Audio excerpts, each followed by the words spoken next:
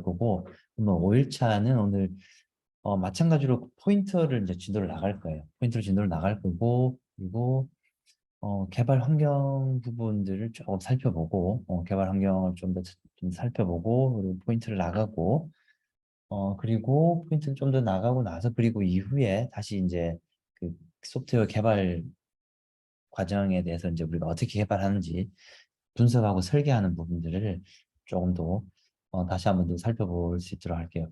여러분들이 이제 개별적으로 그 소프트웨어 분석하고 설계하는 부분들을 여러분들이 실습을 하고 있으면 좀 진행된 실습 내용이 있으면 저한테 이제 이메일로 보내주면 내가 이제 보고 그 피드백을 줄 테니까 참고해서 여러분들이 이제 하면 될 것 같아요. 오케이. 자, 그래요. 이제 그래서 진도를 나가봅시다. 혹시 질문이 있을까요? 우리가 그 지난 시간까지 진행했던 내용 중에서. 음, 네. 우리 항상 질문이 별로 없죠. 그래요. 봅시다. 어, 그 개발 환경에 대해서 이제 우리가 그 마이크로소프트의 그 비주얼 스튜디오 코드를 좀 이용해보자라고 얘기를 했었고, 그래서 지난 시간에 비주얼 스튜디오 코드 설치하는 방법을 어, 우리가 막 일일이 그 같이 해보진 않았는데 여기 그 블로그에서 그 비주얼 스튜디오 코드를 이제 설치를 한번 해보자고 그랬죠. 설치를 해보고 그 설치를 하는 이 절차 안에서 6분하고 7분은 제외하고 설치를 이제 해보자고 했고, 이 설치는 여러분들이 지금 이 설치는 그러니까 리눅스가 리눅스 위에서, 그러니까 리눅스가 설치되어 있고 리눅스 운영체제상에서 지금 이 비주얼 스튜디오 코드를 설치를 한다라는 걸 가정하고 얘기를 하는 거였어요. 그래서 리눅스 상에서 이제 설치할 때 이 방법을 이용을 하는 거고, 그래서 아마 설치가 일단 다 됐을 거라고 가정을 하고 진도를 좀 나가볼게요. 그래서 비주얼 스튜디오 코드가 설치가 완료가 되면 실제 실행시키면 이제 이런 화면이 하나 나오죠. 이런 화면이 나올 거예요. 어, 근데 이 화면 이제 저 같은 경우는 이제 저는 이제 그 맥북에서 맥 컴퓨터에서 이제 그 작업을 하고 있는 거고, 그래서 맥 컴퓨터에서 이렇게 실행을 해보면 지금 이렇게 나는 이제 여기 지금 이렇게 실행을 했어요. 실행해서 이렇게 나오고 있고, 그 화면이 이제 맨 처음에 실행시키면 이제 이런 화면이 나와요. 이런 화면이 나오고, 자 여기서 어, 여기 그 맨 처음에 여러분들이 이 오픈 폴드를 한번 눌러볼까요? 오픈 폴드. 폴드. 하고 이제 닫고, 자 이제 이 상황이죠. 이 지금 맨 첫 화면이 이제 비주얼 스튜디오 코드를 실행시키면 딱 첫 화면이 이 화면이 나오죠. 자, 이 화면이 나오고 오픈 폴드에서 여러분들이 이제 작업할 위치를 여러분들이 지정을 해주면 돼요. 여러분들이 이제 작업하고자 하는 위치를 지정을 해주면 되고, 지금 나는 이제 여기 경로에서 그냥 작업을 할게요. 이제 예를 들어서 이제 경로라고 가정을 하고 이렇게 오픈을 했어요. 자, 이 경로를 지정하면 그 경로 안에 있는 파일들이 여기 쭉 다 나와요. 경로 안에 있는 파일들이 쭉 나오고 쭉 나와요. 근데 이제 우리 같은 경우에는 뭐라고 해야 되나, 이제 처음 시작하는 거죠. 처음 시작하는 거니까 new 파일을 한번 눌러볼게요. new 파일. 그래서 여기에는 new 파일을 누르고, 자 그리고 텍스트 파일. 일단 이렇게 한번 해봅시다. 어, 자, 이 상태에서 아주 간단한 그 소스 코드를 헬로 월드를 한번 타이핑을 해볼까요?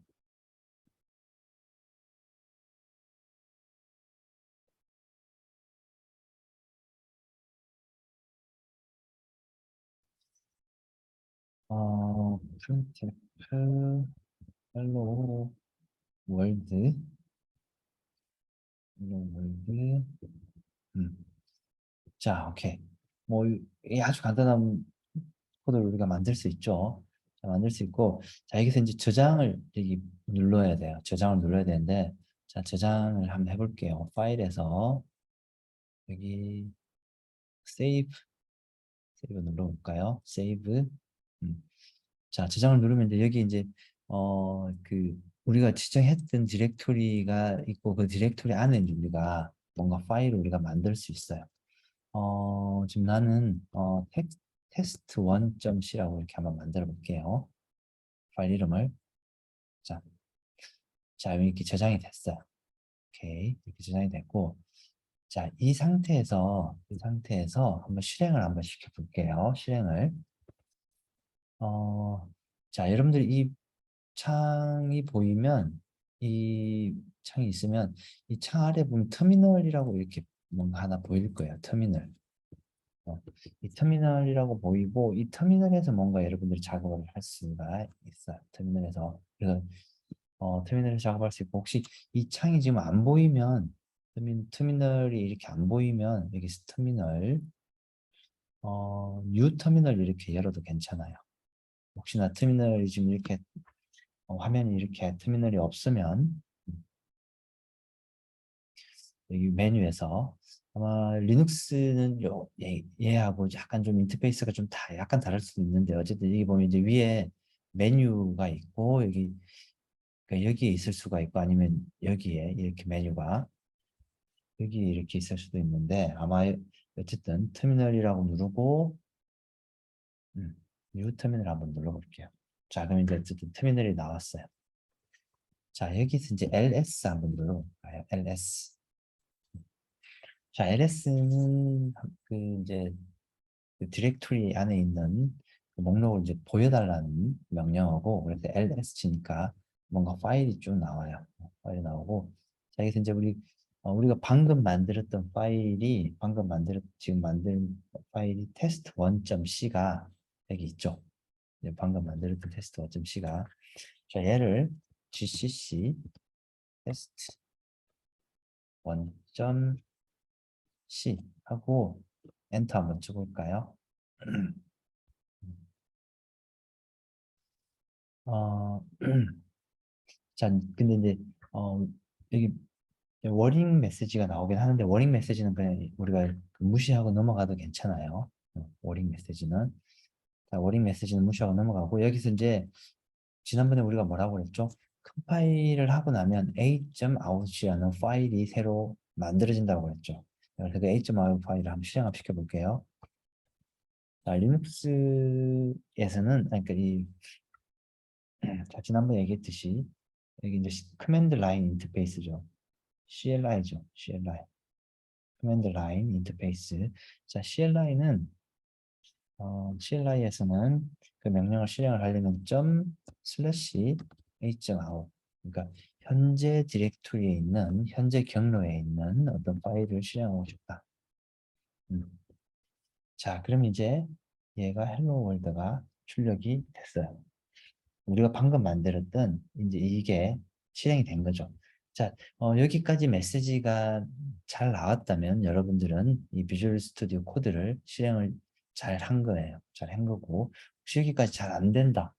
나는 여기까지 잘 안 된다 하는 친구들은 뭔가 좀 잘못된 부분들이 있기 때문에 그 부분을 여러분들이 조금 더 왜 안 되지라고 좀 살펴보고 혹시 그래도 잘 모르겠다 하면 뭐 나한테 또 물어볼 수도 있고 아니면 본인이 그냥 일반적으로 사용하고 있는 오늘 컴파일러를 가지고 실습을 계속 해보면 될 것 같아요. 오케이.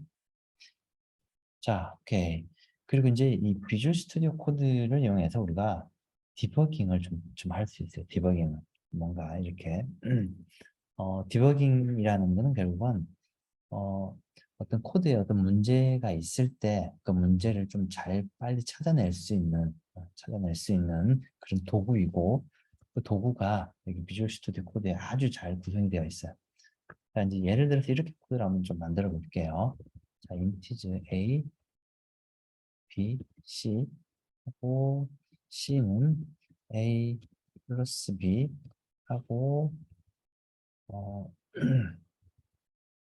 헬로 월드하고 얘를 C를 한번 출력을 해볼게요. 프린트F로.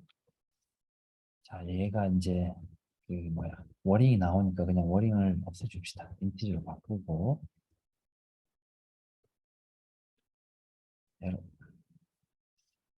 자, 이렇게 이제 우리가 아주 간단한 코드를 이렇게 작성을 한번 해볼게요. 코드를 작성을 하고 코드를 작성을 하고 이 코드를 작성하고 나면 항상 여기 뭐가 뜨냐면 이 하얀색 점이 하나 나오죠. 하얀색 점이 나와요. 이 하얀색 점이 나온다는 얘기는 지금 뭔가 그 작업을 해서 변경이 되었다는 표시예요. 자, 그럴 때는 변경이 되고 나면 다시 저장을 해주면 돼요. 자, 컨트롤 S 한번 눌러볼까요? 컨트롤 S. 컨트롤 S 이제 단축키인데 세이브의 단축키는 커맨드 S 또는 컨트롤 S 키를 눌러주면 돼요. 컨트롤 S를 누르니까 이 하얀 점이 없어졌죠. 자, 오케이. 하얀 점이 없어졌고, 그러니까 저장이 됐다는 얘기죠.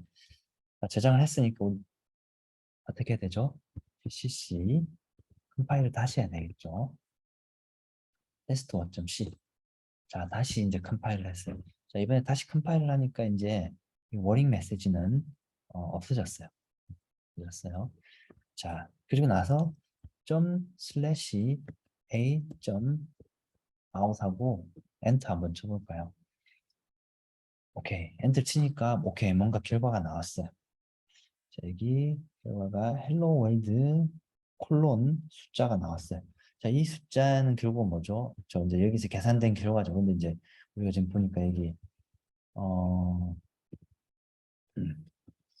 B는 10, 아, A는 한 3 정도 해볼까요? 네. 초기화를 아까 안 했네요. 그리고 컨트롤 S 다시 누르고 여기서 GCC 테스트 1.c 자, 이번에는 코드를 이렇게 바꾸니까 3하고 10하고 두 개 다 하니까 13이라는 숫자가 나왔어요. 자, 이제 이 비주얼 스튜디오 코드에서 제공해주는 아주 강력한 기능이 디버깅 하는 기능인데 디버깅을 한번 해볼게요. 디버깅이라는 게 결국은 사실 뭐 특별한 건 없어요. 특별한 건 없고 그 코드를 한 줄 한 줄 실행하면서 한 줄 한 줄 실행하면서 얘가 어디서 잘못되었는지를 한 줄 한 줄 실행하면서 그 값들을 그 한 줄씩 한 줄씩 이제 상태를 우리가 살펴보는 어, 과정을 통해서 보통 디버깅 우리가 할 수 있어요.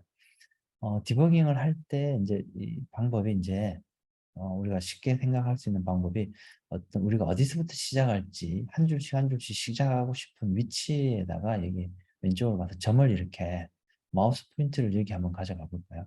그럼 빨간색 점이 보일 거예요. 빨간색 점을 위에도 있고 위로 올리면 또 위에도 생기고 아래로 있으면 아래로 생기고 또 그 아래로 내리면 또 그 아래로 생기죠. 자, 그래서 어, 한 줄씩 한 줄씩 실행하는 시작 지점을 지정하고 싶을 때 이 점 보이는데 이 마우스 포인터가 보이고 여기서 왼쪽 클릭 누르면은 이제 이 빨간색 점이 생겼고 이 점을 우리는 브레이크 포인트라고 얘기해요. 그래서 한마디로 프로그램이 실행을 하는데 여기서 멈추는 지점이에요. 멈추는 지점. 자, 그래서 그리고 이 오른쪽부터 오른쪽 우측 상단에 보면 자, 이 메뉴가 있어요. 디버그, 런 코드 뭐 이런 게 있어요. 런 파일 이런 게 있어요. 그래서 여기서 디버그 C++ 파일을 한번 눌러볼게요. 자, 얘를 한번 누르고 자, 그리고 누르고 조금 기다리고 있으니까 이 화면이 이 하얀색이 아니고 이 옅은 투명한 색깔이 있는 투명이 있는 이 노란색 줄이 하나 보이죠. 그리고 여기에 뭔가 저기 뭐야 오각형으로 뭔가 보여요. 자, 이 얘기는 뭐냐면 이 프로그램이 한 줄씩 한 줄씩 실행할 수 있는데 그 지금 현재 실행할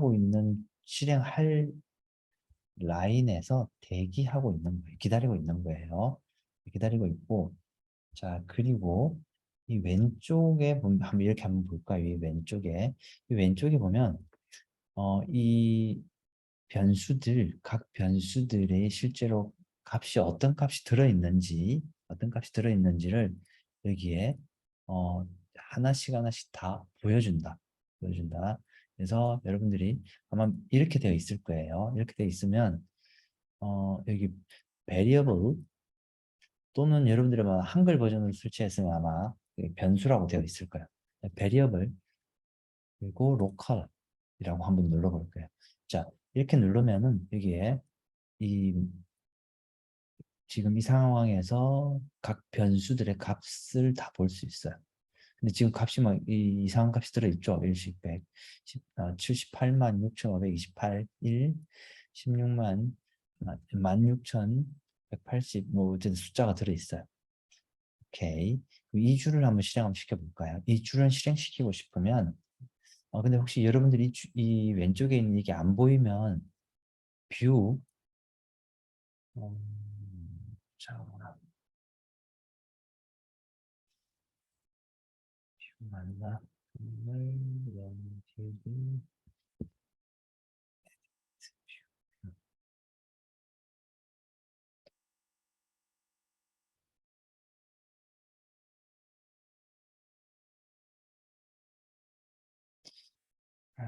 어피어런스에서 여기 이제 프라이머리 사이드 바, 스테이터스 바 이런 바 모양이 체크가 안 되어 있을 수도 있어요. 혹시나 여러분들 체크가 안 돼 있으면 이런 바들을 좀 체크를 해주세요. 오케이. 자, 이 정도가 그 체크가 되어 있으면 체크가 되어 있으면 이 베리어블 창이 이렇게 여러분들 보일 거예요. 자, 이 상황에서 이 위에 있는 이 버튼을 한번 볼게요. 이 위에 있는 버튼을 보면 자, 여기 한 줄씩 한 줄씩 실행되게끔 되어 있어요. 그래서 여기 이 화살표 여기에 있는 화살표 또는 여기에 있는 화살표가 있는데 이 둘 중에서 이 화살표를 한번 눌러볼게요. 자, 누르니까 이 한 줄이 실행이 됐어요. 이 한 줄이 실행되고 왼쪽에 있는 변수의 값이 다 들어간 게 보여져요. 자, 값이 들어간 게 보여지고 C는 아직 값이 바뀌지 않았고 그리고 한 줄 더 실행 한번 해볼게요. 그럼 C가 이렇게 보이죠. 그러면 A는 3이고 B는 10이고 C는 13이고 그리고 한 줄 또 실행해 볼게요. 한 줄 실행하니까 그 실행 결과가 여기 이제 출력됐죠. 헬로 월드. 자, 그리고 리턴하면 이 프로그램이 이제 종료가 됐어요. 종료되고. 자, 이렇게 한 줄씩 한 줄씩 실행 과정을 보면서 내가 원하는 변수의 값이 제대로 바뀌는지 안 바뀌는지를 여러분들이 확인하고 싶을 때 이와 같은 방법을 쓸 수 있어요. 자, 그리고 종료를 하고 싶으면 여기에 사각 버튼 스탑 눌러봅시다. 자, 이 상태는 이제 종료된 상태예요. 자, 그리고 이제 또 다른 이제 뭐 여기서 뭐 여러분들이 또 작업을 하고 싶으면 또 계속 작업을 할 수 있겠죠. 자, 이와 같이 비주얼 스튜디오 코드를 이용하면 그러니까 디버깅이라는 게 결국 이렇게 한 줄씩 한 줄씩 보면서 문제점이 있는 코드를 이렇게 확인하는 절차이다. 자, 오케이. 그래서 이 과정으로 여러분들이 개발 환경을 좀 준비를 하고 자, 그리고 다시 이제 우리 그 시험화 포인트로 다시 한번 좀 와봅시다. 자, 시험화 포인트 부분을 우리가 이제 지난 시간 했던 내용은 아마 여러분들이 이제 우리가 어느 정도 이해를 좀 했고 어, 좀 복습을 하고 싶은 친구들은 우리가 지금 시간이 없으니까 복습을 다 못하니까 그 동영상을 통해서 복습을 잘 할 수 있도록 합시다. 그래서 여기까지 지난 시간에 나갔어요. 여기까지 나갔고 자, 오늘 여기 내용 한번 볼게요. 자, 그럼 이제 만약에 이제 이와 같은 코드가 있는 상황에서 실제로 포인트를 좀 더 또 사용을 할 때 어떻게 되는지 한번 소스 코드를 한번 살펴봅시다. 자, 여기 1번까지 실행하면 어떻게 되죠? 1번까지 실행하면 여기에 그렇죠. n에 100 들어가고 여기 mp 만들어지고 그리고 mp 안에는 n의 주소가 여기 들어가죠. n의 주소가 들어가면 제렉스 1000번지가 여기 이제 들어가겠죠. 여기까지는 이제 아마 여러분들 크게 무리 없이 이해가 될 거예요. 혹시 잘 이해가 안 가는 부분들이 있으면 특정한 부분을 집어서 나한테 알려주면 내가 다시 얘기를 해줄 수 있고 아니면 여러분들이 그 동영상을 통해서 좀 재생을 좀 해서 그 부분을 반복해서 좀 학습을 하면 크게 무리는 없을 거예요. 자, 2번 한번 실행해 볼까요? 자, MP에 어디죠? 이렇게 되면 MP에 있는 값에 해당하죠. MP에 있는 값. 자, 그럼 MP가 지금 MP는 제로X 1000번지죠. 자, 이 위치가 이게 있으면 뭐 되죠? 그 주소에 있는 값을 의미하는 거죠. 주소에 있는 값. 자, 주소에 있는 값. 그럼 한마디로 이만큼을 의미해요. 이만큼 의미해요. 그래서 이 안에다가 뭘 200이라는 어떤 상수를 여기에 집어넣으라는 얘기, 대입하라는 얘기예요. 그러면 0x 1000번지가 이제 여기면 0x 1000번지죠. 이만큼이 0x 1000번지고 그 0x 1000번지하고 앞에다가 간접 참조 연산 붙였죠. 0x 1000번지에 있는 그 해당하는 곳에 값이 있는 곳, 그 값이 있는 곳 한마디로 0x 1000번지의 그 변수 공간을 얘기를 하고 있어요. 변수 공간. 그 0x 1000번지 변수 공간. 그 변수 공간에다가 뭘 하라고 그러죠? 200이라는 값을 여기에 집어넣으라고 얘기를 하는 거다. 그리고 나서 출력해 보면은 어, 이 그리고 나서 이 n을 출력을 해보면 n을 출력을 하면 뭐가 출력이 될까요? 그렇죠? 이 n은 아까 조금 전에 이 연산을 통해서 200이 들어가 있죠. 그래서 200이 출력이 될까요? 200이 출력되는지 안 되는지 우리가 빨리 한번 간단하게 한번 봅시다. 200이 출력되는지 안 되는지.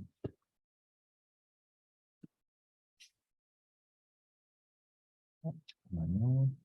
뭔가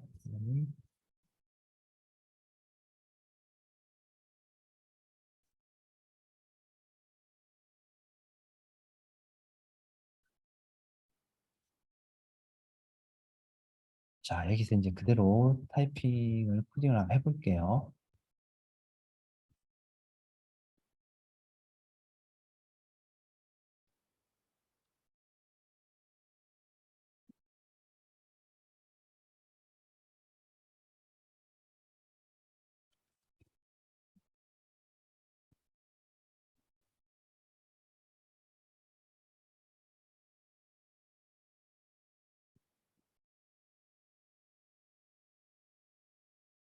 자, 그리고 이제 아까 그, 저기 뭐야.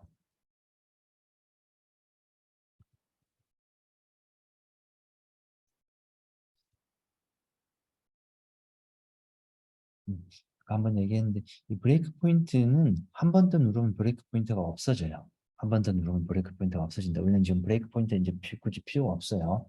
지금 이 예시에서는. 그래서 브레이크 포인트를 없애고, 음, 그리고 브레이크 포인트를 없애고 실행하면 해볼게요.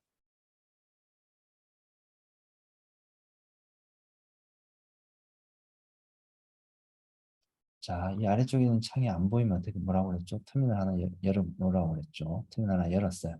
자, 터미널 열고, 자, GCC 바뀌었으니까, 소스 코드가 바뀌었으니까, 얘를 다시 저장하고, 소스 코드 바뀌었으니까, 테스트 0.c,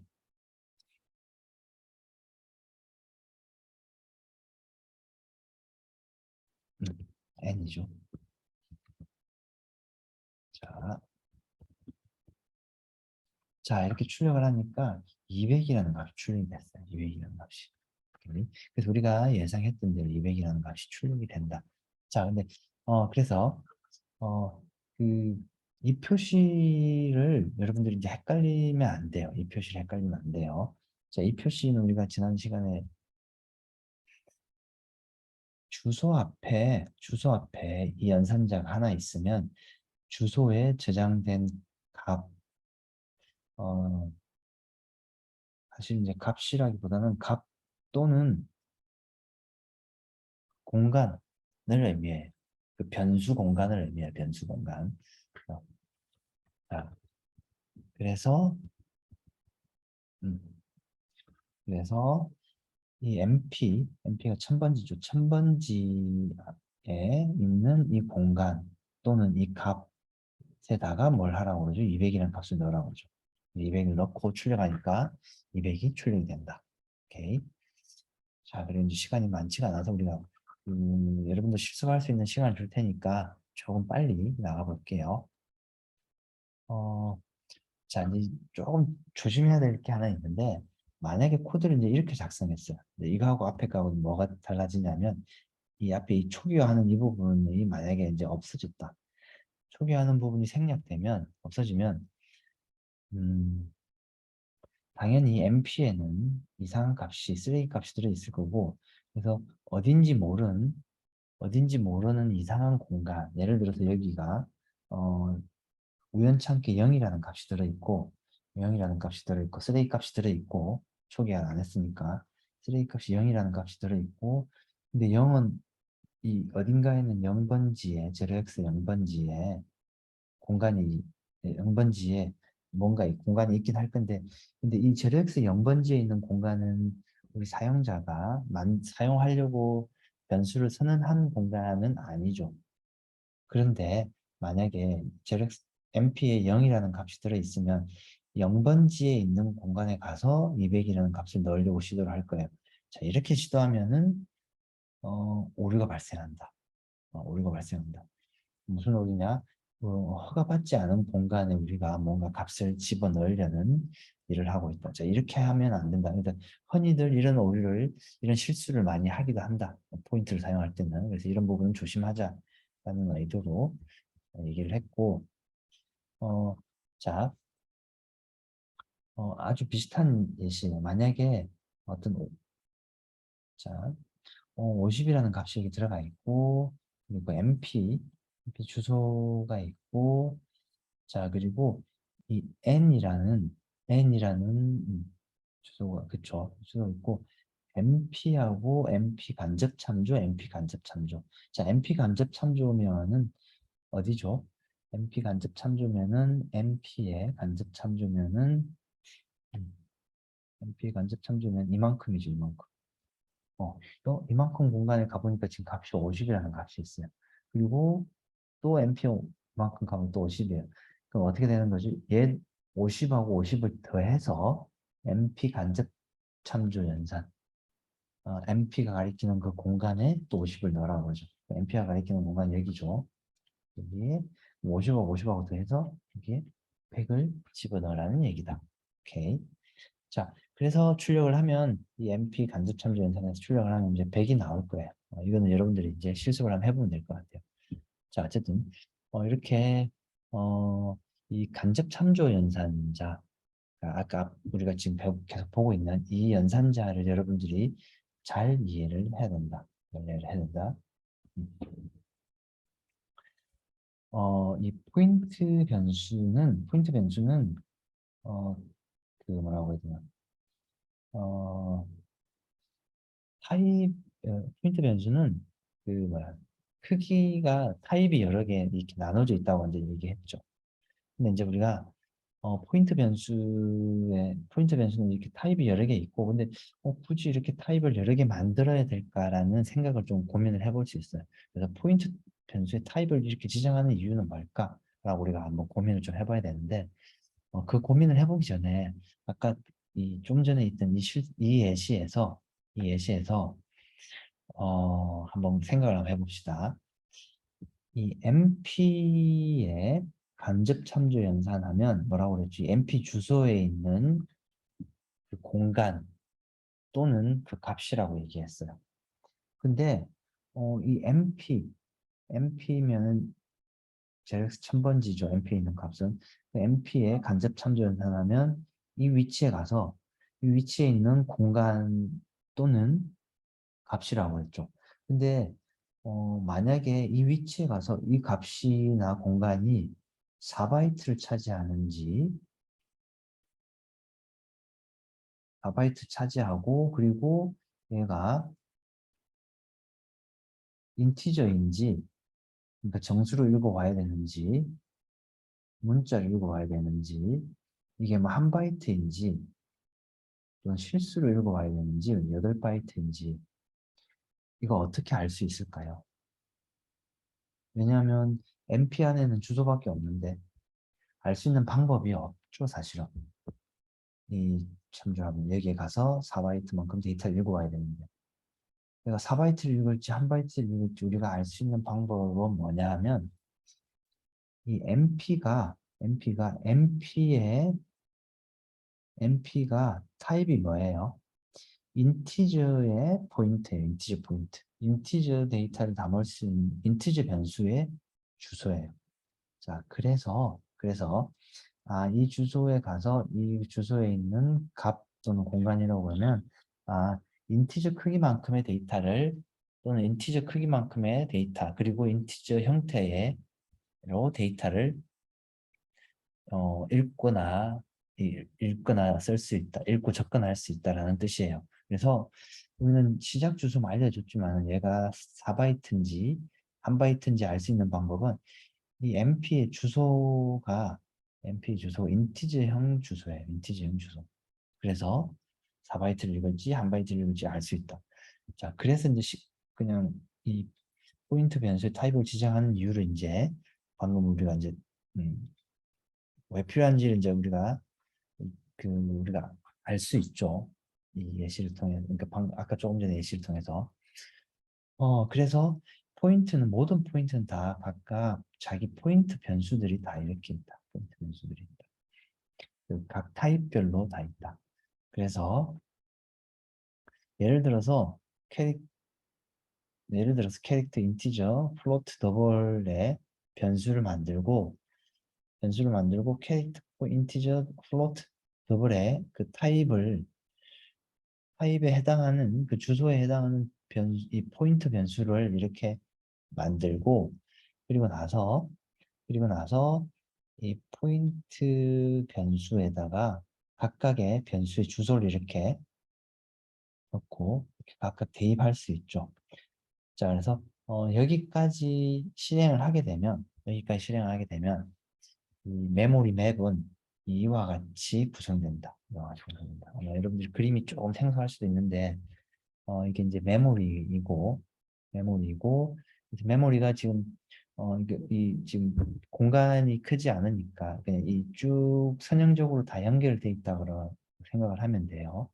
선형적으로 연결돼 있다고 생각하면 돼요. 연결되어 있는데 이 주소가 쭉 있어요. 주소가 있고 자 보면 그러니까 캐릭터형, 인티저형, 그리고 플로트, 더블형 데이터 타입이 이렇게 있는데 이 캐릭터 P, 인티저 P, 플로트 P, 더블 P 얘네는 변수명을 어떻게 했죠? 아까 포인트형으로 이렇게 변수를 만들었죠. 그래서 이 포인트형의 변수들은 크기가 다 똑같아요. 크기는 다 똑같아요. 똑같고 물론 이제 변수들의 크기는 다르죠. 데이터 타입에 따라서.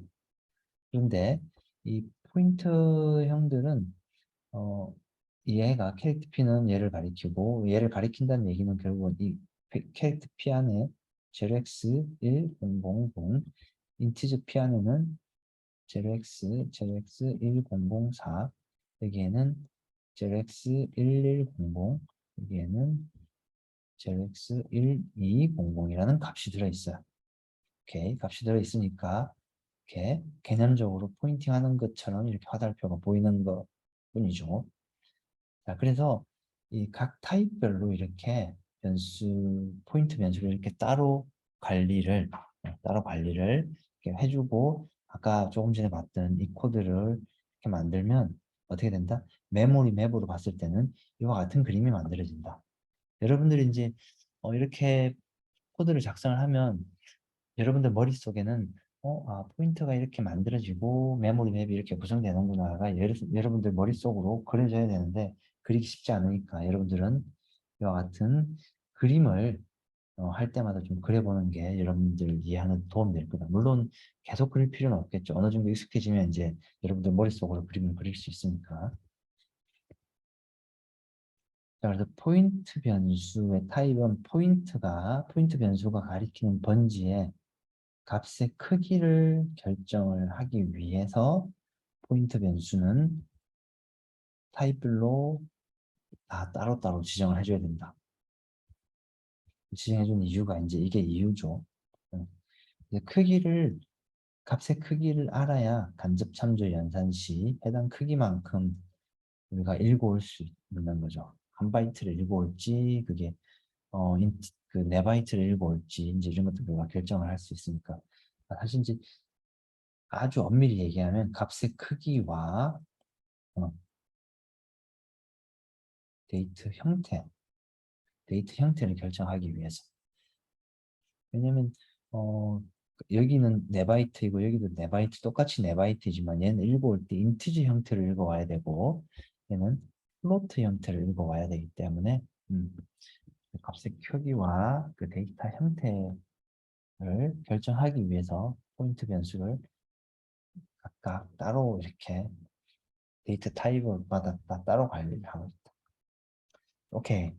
자, 이 정도로 보면 될 것 같고, 그래서 포인트 변수는 주소를 이렇게, 아마 여러분들 이런 건 좀, 아마 좀 해봤을 것 같은데, 포인트 변수는 그 변수 주소를 우리가 더하거나 빼거나 할 일이 여러분들이 이제 프로그래밍을 하다 보면 많이 생길 거예요. 그래서 예를 들어서, 자, 변수 선언하고, 변수 이렇게 선언하고, 여기에 A하고 B라는 값을 여기다 넣었어요. 자, 그리고 예를 들어서 C1은 제렉스1004, C, 어, 아이고, 여기 이제 여기 오타가 있네. C2라고 보면 될 것 같아요. 여기 C2. 얘는 제렉스100C, 그러니까 예를 들어서 그렇다는 얘기죠.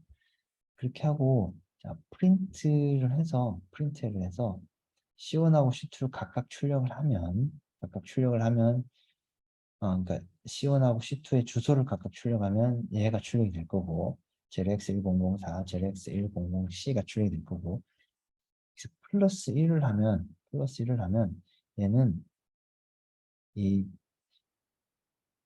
주소의 이 포인트의 주소 그 데이터 타입 크기만큼만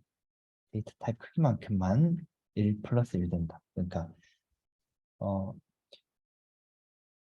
C1하고 C2의 주소에다가 플러스 1을 하면 그 데이터 타입 크기만큼만 이렇게 플러스 1 된다. 자, 예를 들어서 이렇게 한번 볼게요. 자, N1하고 N2가 이제 이렇게 있다고 가정해 봅시다. 그리고 N1하고 N2를 마찬가지로 이렇게 출력해보면 얘가 출력이 될 거고, 주소를 출력하면, 자, 여기서 N1하고 N2에, 주소에다가 플러스 1을 각각 주소에다가 플러스 1을 하면, 이 N1이 결국은 인티저죠. 그러면 얘는 오케이 인티저 크기만큼 전가를 하는 거죠. 인티저 크기만큼. 자, 인티저 크기만큼 전가를 한다. 그래서 여러분들은 이 실제로 인티저 크기만큼 전가하는지 안 하는지를 뭘로 본다? 이 예시를 통해서 인티저 크기만큼 전가하는지 안 하는지를 반드시 확인을 해봐야 된다. 오케이. 그래서 이제 정리를 해보면 주소의 플러스 마이너스는 자료형의 주소 그리고 플러스 마이너스 정수죠.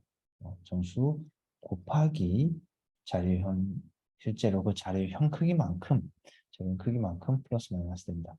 그래서 인티저형을 주소를 1 전가시키면 실제로 주소가 1만 전가되는 게 아니고 1 전가하는 게 아니고 그 자료형만큼 전가한다. 그래서 4바이트가 전가될 것이다.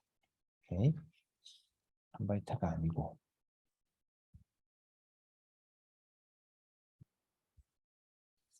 자, 그 정도로 이해를 하면 될 것 같아요. 자, 바로 다음 내용을 좀 볼까요? 아마 오늘 진도는 좀 많이 나가기는 좀 힘들겠네요.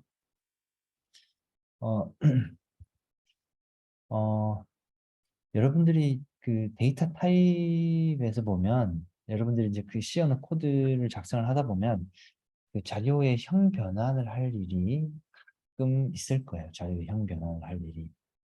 자료의 형 변환이라는 게 뭐냐 하면 보통 이와 같은 괄호 앞뒤로 묶은 연산자를 이용하는데 어, 연산자를 사용할 때 이 연산자는 이제 두 가지 형태로 사용할 수 있어요. 우리가 보통 함수 호출할 때도 가로 열고 닫고 쓰죠. 왜냐하면 우리가 프린트F 할 때 가로 열고 닫고 그 안에 인자를 넣어주고, 그리고 함수 호출하면 어떻게 되죠? 함수가 호출되죠. 그런데 이 괄호 열고 닫고 안에 괄호 열고 닫고 안에 자료형을 넣고, 그리고 어떤 변수나 어떤 수식 앞에 이렇게 주면, 데이터형을 괄호로 묶어서 수식 앞에 두면 또는 변수 앞에 두면 그 해당하는 수식의 값이 또는 변수의 값이 이 해당 데이터로, 이 괄호 안에 있는 데이터형으로 변환된다. 바뀌어버려요. 그리고 자, 그래서 예를 들어서 이 썸에는 한 14.3이라는 값이 들어있고, 데이터에는 1이라는 값이 들어있다고 가정해 봅시다. 그럼 14.3 더하기 1이면은 15.3이 되겠죠, 값이. 그런데 이 이렇게까지 했을 때는 15.3이 됐는데 앞에 어떻게 됐죠? 형 변환을 하라고 그랬죠. 그 인티저로 바꾸라는 얘기죠. 그럼 15.3이 뒤에 소수점은 날아가요. 없어지고 15로 이제 형이 바뀌어버려요. 15로 바뀌고, 그리고 15가 여기에 n에 저장됩니다. 이와 같이 어떤 데이터 타입을 이렇게 임시적으로 변환시키는 역할을 합니다. 그게 이제 타입캐스트고, 여러분들이 소스 코드 한번 실행을 한번 시켜보세요. 왜 데이터 타입 형태를 바꾸는 걸 실습을 해보았냐 하면, 주소의 타입도 이 주소도 우리가 형 변환을 시킬 수 있어요. 주소도. 무슨 말이냐면, 자, 오늘 여기까지만 할게요. 자, 이렇게 코드 만들고, 자, 이 자료형 여기 C, 어, 변수 만들고 그 변수 안에다가 값을 넣었어요.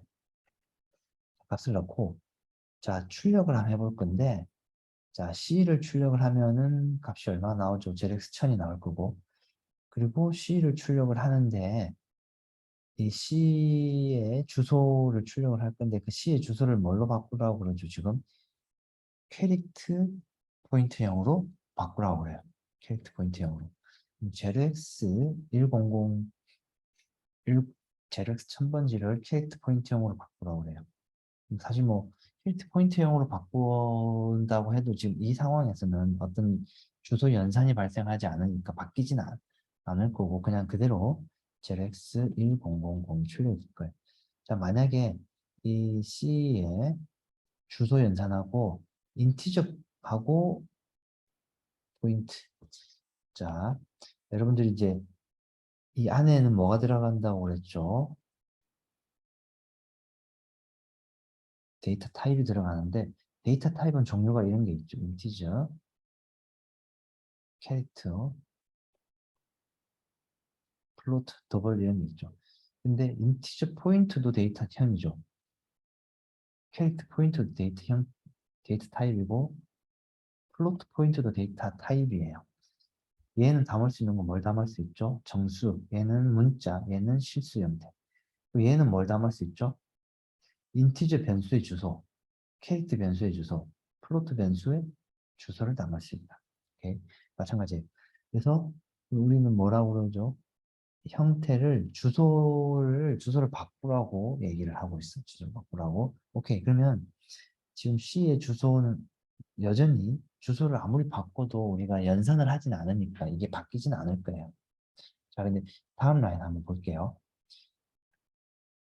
자, C의 주소에 플러스 1 하면, 자, C의 주소에 플러스 1 하면, 우리 어떻게 된다고 그랬죠? 주소 변수, 포인트 주소를 1 플러스 1하면, 그 주소의 데이터 타입만큼 증가시킨다고 했죠. 1만큼 증가시키겠죠. 그러니까 1 증가시키면 JRX 1000 1이 될 것이고, 얘를 한번 볼까요? C 플러스 2를 할 건데, 근데 하기 전에 연산자 우선순위가 의해서 얘부터 먼저 실행되겠죠. 그리고 플러스 1을 할 거예요. C의 주소면은 여기죠. 얘죠. JX 1000번지. JX 1000번지를 뭘 하라고 그러지? 캐릭터 포인트형으로 형 변환시켰어요. 그리고 나서 플러스 1 하라고 그러면 캐릭터니까 또 얘를 전가시키고. 근데 이번에는 이 JX 1000번지를 뭘 하라고 그러냐면 인티저 형태로 형 변환시키라고 그래요. 그러니까 인티저 포인트 형태로 형 변환시키라고 해요. 인티저 포인트 형태는 어, 그 인티저를 가리킬 수 있는 주소죠. 인티저 변수의 주소를 가지고 있는 그죠? 그래서 그리고 나서 플러스 1 하면 얘는 인티저를 가리키는 주소라고 변환이 되고 그리고 플러스 1을 했으니까 그럼 인티저니까 4바이트 건너뛰고 1004로 값이 바뀐다. 오케이. 밑에 있는 거 똑같아요. 얘도 이렇게 하면 C에 플러스 2 하면 JX 1000얘가 되겠죠. 플러스 2니까 1200가 될 것이고 얘는 C에 캐릭터형으로 변환시키고 다시 플러스 1을 해도 마찬가지로 하나, 둘 이렇게 간 거였죠. 근데 인티저형으로 하고 플러스 1을 또 하면 어떻게 될까요? 자, 이번에는 4만큼 가고 또다시 4만큼 가요. 오케이. 맞죠?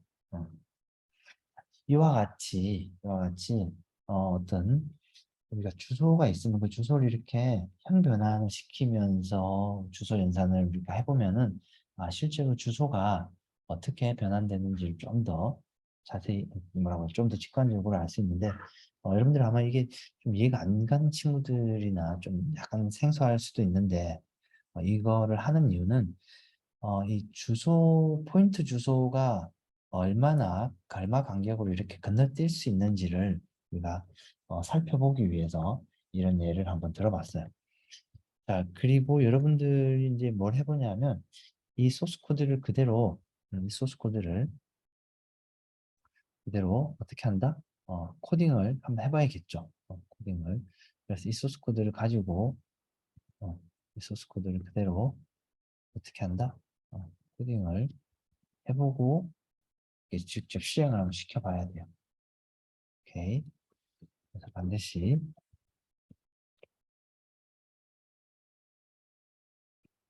반드시 실행을 시켜볼 수 있도록 합시다. 실행을 시켜보고, 이렇게 여러분들이 우리가 이해한 대로, 잘 되는지를, 이해한 대로 잘 되는지를 여러분들이 반드시, 음, 확인을, 음,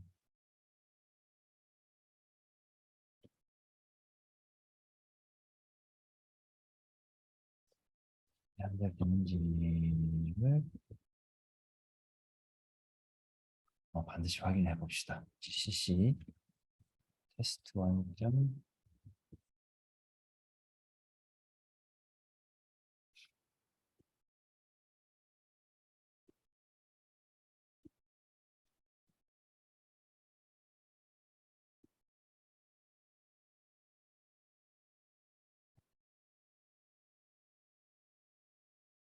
자, 출력이 이렇게 나왔어요. 출력이 이렇게 나왔는데 이 주소가 한 바이트씩 첨가됐는지 몇 바이트씩 첨가됐는지 여러분들이 보면 이게 식별을 할 수 있을 거예요. 하나씩 첨가됐는지 아니면 4바이트씩 첨가됐는지 이걸 확인할 수 있으니까 이 주소 첨가된 부분을 이렇게 확인해 보면 될 것 같아요. 어, 오늘 약간 진도를 조금 약간 빨리 뺀 그 경향이 조금 있기는 한데 여러분들이 직접 실습을 해보면서 직접 눈으로 확인을 해봐야지 정확하게 알 수 있기 때문에 여러분들 실습할 수 있는 시간이 좀 필요하기 때문에 약간 좀 빨리 진행을 했는데 여러분들이 어쨌든 그러니까 여러분들이 직접 하나하나 실행을 해보고 결과를 확인해 볼 수 있도록 해야 될 것 같아요. 자, 오늘 혹시 그 진행을 하면서 혹시 궁금한 점이 있을까요? 오늘 진행하면서 또는 뭐 나는 비주얼 스튜디오 코드가 실행이 잘 안 된다 또는 이 부분은 잘 모르겠다 하는 부분이 있을까요? 또는 이거 도저히 지금 진도가 너무 빠르거나 아니면 내가 생각했던 진도하고는 좀 다르다 하는 부분들이 있으면은 질문을 하면 생각을 좀 한번 해봅시다. 어떻게 할지를. 음. 자, 오케이, 그래요. 그렇죠. 이제 채팅으로 또 질문을 여러분들이 하고 수업 그 내용에 대해서도 마찬가지로 여러분들도 질문을 하면 또 그걸 반영해서 우리가 또 진행을 해보면 될 것 같아요. 그리고 특별히 질문이 없으면은 오늘도 이 정도로 하고 여러분들 실습도 좀 해보고 유튜브를 통해서 그 내용을 또 확인을 해보면 될 것 같아요. 오케이, 오늘 여기까지 하고 마칠게요. 자, 수고했습니다. 마칠게요.